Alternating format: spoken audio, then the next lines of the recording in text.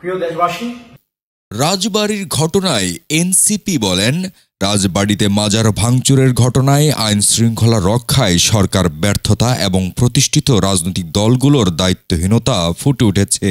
রাজবাড়িতে নিজেকে ইমাম মাহাদি দাবি করা নুরুল হক ওরফে নুরুল পাগলার মাজারে হামলা এবং লাশ তুলে পুড়িয়ে দেওয়ার ঘটনায় তীব্র নিন্দা ও প্রতিবাদ জানাচ্ছে জাতীয় নাগরিক পার্টি।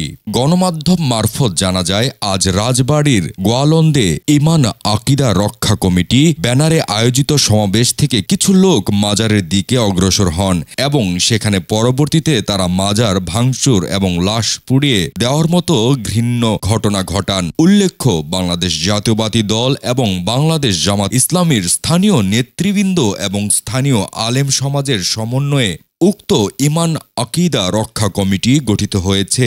উক্ত কমিটি গত মঙ্গলবার নুরুল হককে শরীয়ত পরিপন্থী কায়দায় পবিত্র কাবা শরীফের আদলে কালো রঙের ঘরে কবরস্থ করা হয়েছে দাবি করে ধর্ম অবমাননার অভিযোগে বিক্ষোভের ঘোষণা দেয়। এই ঘটনায় সহিংসতার আশঙ্কা থাকলেও প্রশাসন 3 দিনেও বিষয়টির সঠিক সুরাহা করতে ব্যর্থতার পরিচয় দিয়েছে।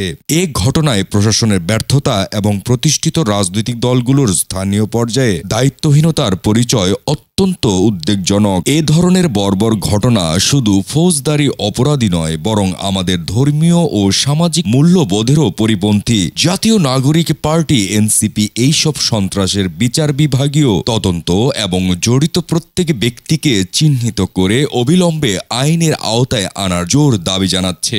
আমরা গভীর উদ্বেগের সঙ্গে লক্ষ্য করছি, বিগত কিছু দিন ধরে একটি গোষ্ঠী নানাভাবে অস্থিরতা তৈরির চেষ্টা চালিয়ে যাচ্ছে।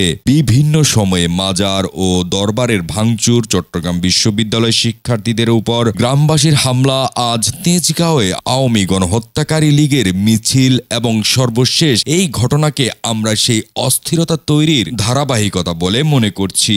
অন্তর্বর্তী সরকারকে এই ধরনের ঘটনার প্রত্যক্ষ ও পরোক্ষ ইন্ধনদাতাদের খুঁজে বের করতে হবে, কারণ এসব অস্থিরতার মধ্য দিয়ে নতুন বাংলাদেশে পতিত ফেসিবাদী বয়ান এবং ফেসিবাদী শক্তির ফেরত আসার সুযোগ তৈরি হওয়ার আশঙ্কা করছি আমরা। ফলে এই ব্যাপারে নাগরিকদের সজাগ ও সতর্ক দৃষ্টি রাখার আহ্বান জানাচ্ছি আমরা। বার্তা প্রেরক সালেহউদ্দিন সিফাত, যুগ্ম সদস্য সচিব, দপ্তর, জাতীয় নাগরিক পার্টি এনসিপি।